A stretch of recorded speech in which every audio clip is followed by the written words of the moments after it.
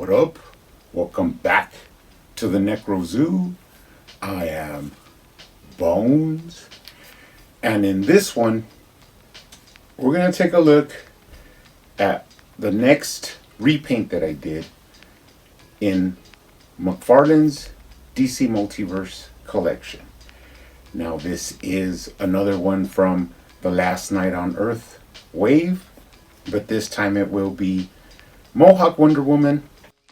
Honestly, when I first saw the pictures for this character and I first didn't know anything about it, I was like, she looks pretty cool. I mean, she has a mohawk. That's cool. But now that I have worked on her to do the repaint, I've come to really, really appreciate this figure. She's pretty awesome. And let's get into some of the things I changed on her and the details that I did, because now I really, really like having her in my collection. Of course, on this side you have the original release, unaltered, and on this side you have my repainted version.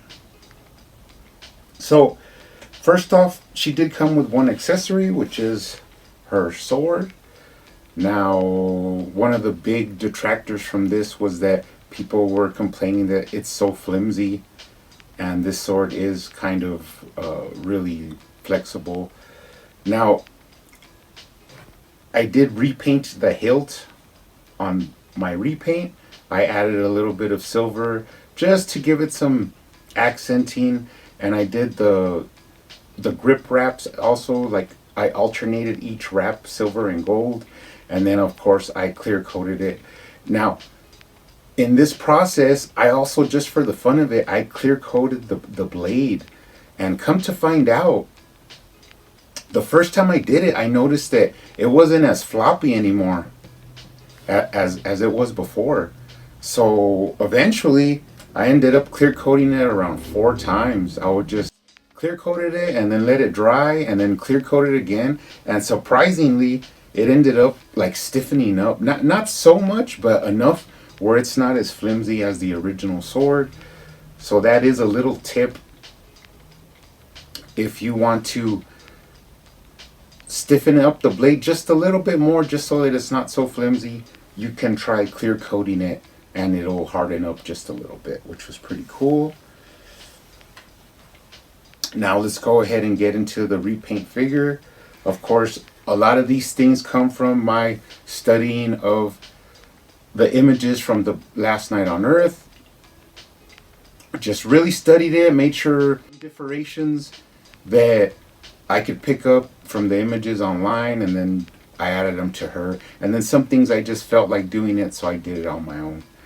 One of the things I did miss is that sometimes they show her with silver armbands, and I just left these gold because I wasn't sure. But I think after this, when I have some more time, I'm going to paint in her armbands silver because it matches her gauntlets.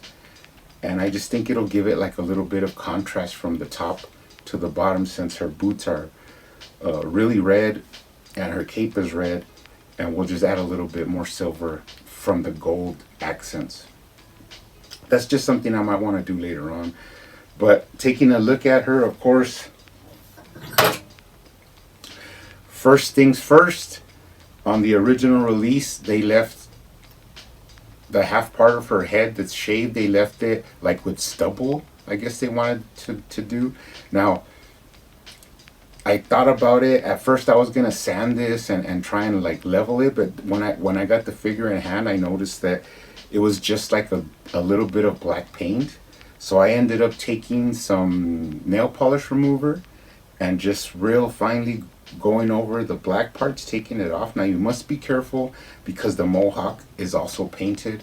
So if you touch the mohawk, you'll have to touch up that paint, which I accidentally did touch a little bit of the mohawk. But what I did is I added some blue inside the mohawk just to give it some pop so that it wouldn't be just solid black. But now she does look comic accurate with the more bald head. So I was happy to do that. And then one of the main things as well was that she is scarred on her left side of her cheek now. For some reason, these figures vary because I've seen images where her cheeks are really like painted in like with a kind of like dark red brown paint, and mine was it had her both sides of her cheeks were like really had a good amount of paint.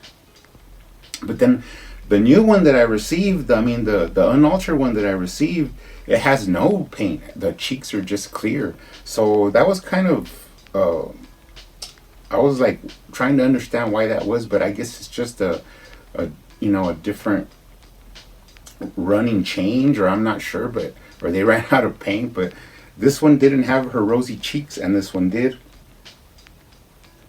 So to get the effect of the scarred left side of her face, I ended up removing that brown paint from her right cheek.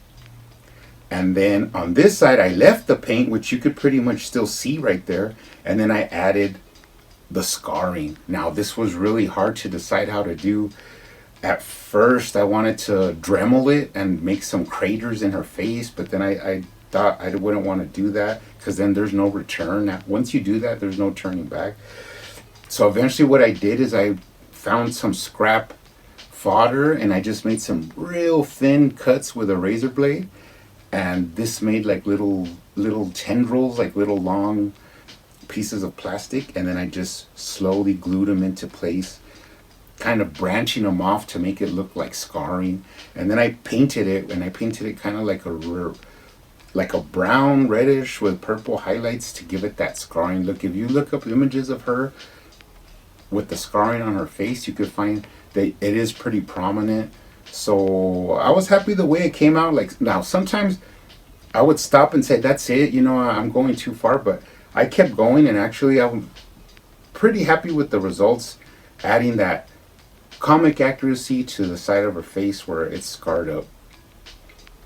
Scars are beautiful.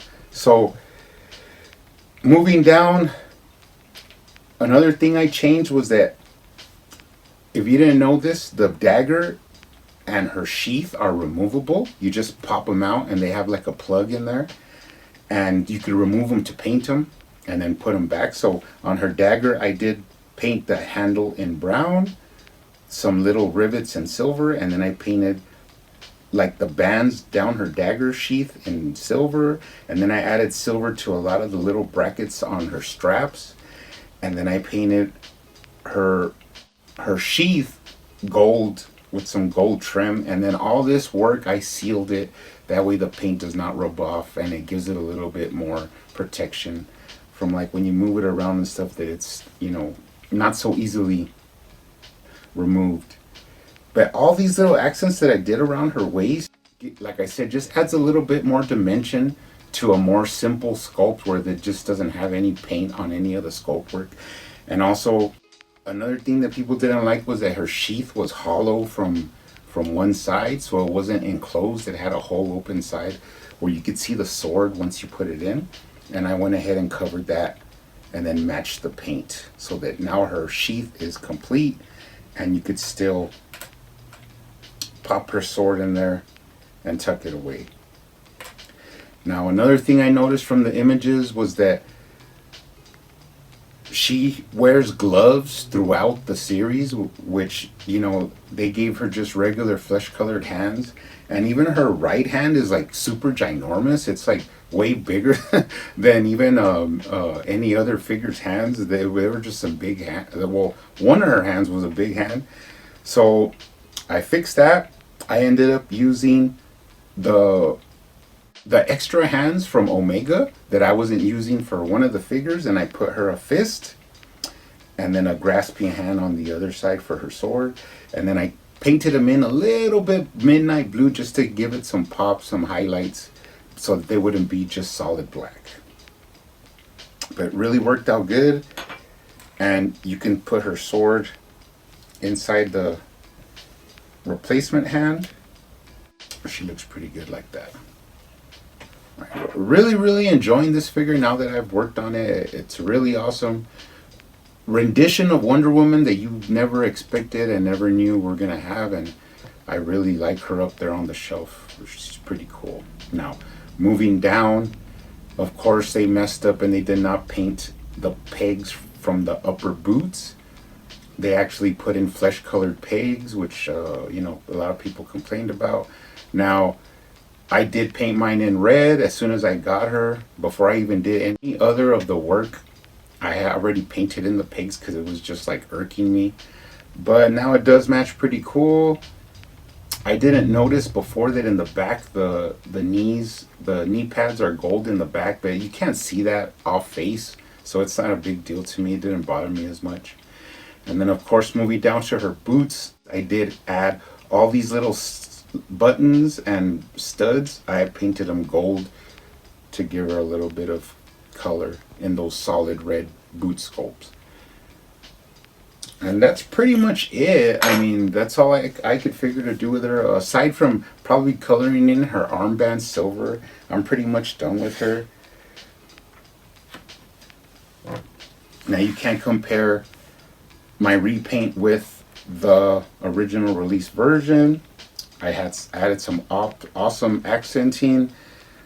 I removed that paint from her head for the stubble. I added her scar, added a lot of accent work around her waist, filled in her sheath, painted up her sword, and then stiffened it up a little bit with the sealer, and then I added the accents to her boots. So this original release figure will go up there on the shelf with her sword sheathed and just standing there, and then my repaint will go up there with her sword in her hand, ready to cut off some heads. But anyways, guys, this one was really cool, really fun. Love this figure. She's great up there on the shelf. I will be doing Omega. I'm not sure I'm going to work on the Scarecrow. I might add something just to, see what I could do with it. Since I don't have that many ideas on Scarecrow, I might just do some stuff just to surprise you guys. But I am working on Omega, so I will be showing him pretty soon. But this is my repainted Mohawk Wonder Woman from the Last Night on Earth wave. Stay safe out there, keep collecting, and I will see you on the next one.